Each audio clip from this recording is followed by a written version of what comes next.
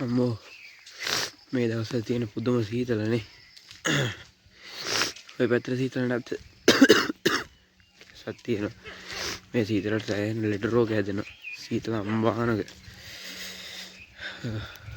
ඉස්සර 6:00 කියන්නේ 6:00 කියන්නේ සීතල ඇත්තරම නෑ. දැන් මාර සීතලක්. යන්න එන්න බැරි තරම සීතල. මේ කාලේට ඇත්තරම සීතල නැහැනේ.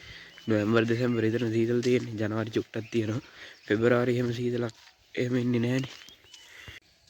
ඉතින් මම අද ඔයාලට කියන්නේ උපන්දින තෑගි ගැන. උපන්දින තෑගි. ඉතින් අපි උපන්දින තෑග්ගක් දෙද්දි කෙනෙකුට එක්කෝ වයිෆ්ට හෝ ඒවා හස්බන්ඩ්ට හෝ ඒවා ගෙදර කාට හරි හෝ ඒවා නැත්නම් යාළුවෙකුට කාට හරි ඒවා අපි දෙනවනේ උපන්දින තෑග්ගක්.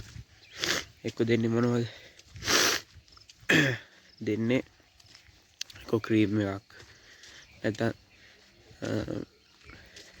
පොඩි අයිටම් දෙන්නේ. එක්කෝ ටෙඩි බේක් ගෑනු ළමයෙක් නම් චොකලට් එකක්, ලිප්ස්ටික් එකක්, කියුටස්, එතකොට වොච් එකක්, කුඩයක්, ඔහොම කියලා දෙන්නේ. ඉතින් උපන්දින තෑගි නැත්නම් ඇඳුමක් එහෙමනේ දෙන්නේ. ඉතින් ඊට වඩා වටින දෙයක් තියෙනවා උපන්දිනේට දෙන්න පුළුවන්. දැන් අපි ඉපදිලා මැරෙන මිනිස්සුනේ. ඉතින් ඉපදිලා මැරෙන මිනිස්සු අතරේ අපි ඇවිල්ලා උපන්දින තෑග්ගක් දීපුවාම ඕක එක්කෝ මොනවාරි කන දෙයක් දුන්නොත් එහෙම කාලා ඉවරලා ඉවරයි. අඳින දෙයක් දුන්නොත් එහෙම ඇඳා ඒක වොෂ් කරලා ඉවරලා තිබ්බ තැනම ඒක ඉවරයි. හරිද? එතකොට පළඳනාවක් දුන්නොත් පළඳින්න දෙයක් දුන්නොත් ඒක පළඳවුවා ඒක පළඳගෙන කොහේ ගියා ගලවලා තිබ්බා ඒක ඉවරයි. ඒත් කවදාවත් ඉවර වෙන්නේ නැති දෙයක් තියෙනවා. යන්නේ ඒ දේ උපන්දිනේට දුන්නා නම් ඇත්තරම ගොඩක් වටිනවා. ඒක අපිටත් ගොඩක් දෙන කෙනාටත් වටිනවා. ලබා ගන්න කෙනාටත් වටිනවා ඒක. ඒක තමයි ඒ තෑග්ග තමයි. දැන් ඔයා හිතන්න ඔය ගෙදර කෙනෙක් උපන්දින සමරනවා කියලා. එක්ක යාළුවෙක් සමරනවා කියලා හිතන්න. ඉතින් අපිට පුළුවන් යම් දෙයක් මේ කොස් මුදල් වෙන්න පුළුවන්. මුදල් වෙන්න පුළුවන්.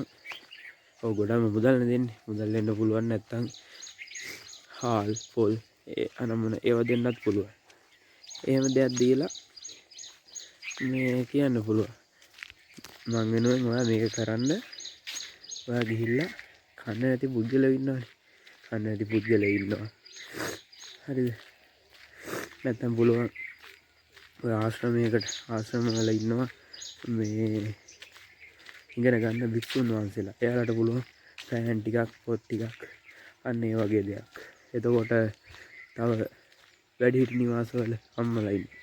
එයාලට දෙන්න පුළුවන් මේ පවුඩර් ක්‍රීම් එතකොට ඔය ඔළුවේ දාන පොල් තෙල් ඒ වගේ දේවල් ටිකක් ඉගෙන ගන්න ළමයට පොත් පැන්සල් ටිකක් ඒ තමන්ගේ යාළුවා හෝ තමන්ගේ බිරිඳ නැත්නම් තමන්ගේ සැමියා එයා ඒ දෙයට අපිට පුළුවන් අන්දමින් මුදල් ටිකක් දීලා එයාලට ඒ දේ කරන්න කියන්න පුළුවන් අපිට. එතකොට ඒක අපිට දෙන්නේ. එතකොට අපිටත් පිනක් සිද්ධ වෙනවා. ඒ මේ උපන්දින සමරන කෙනාටත් පිනක් වෙනවා. අරක දැන් සමරන උපන්දින වල ටැග් ගත්තා ඉවරයි. ඒක පාවිච්චි කරා ඉවරයි. ඒ තරක එහෙම නෙමෙයි. දෙන කෙනාටත් පිනක් තියෙනවා. ඒතකොට ගන්න කෙනා මම උපන්දින සමරනවා කියන්නේ මම ගන්න. ඔය දෙන මුදල් ටිකක් මට මේක කරන්න කියලා. මම ඒක කරනවා ගිහිල්ලා. කරගම මටත් පිනක් තියෙනවා.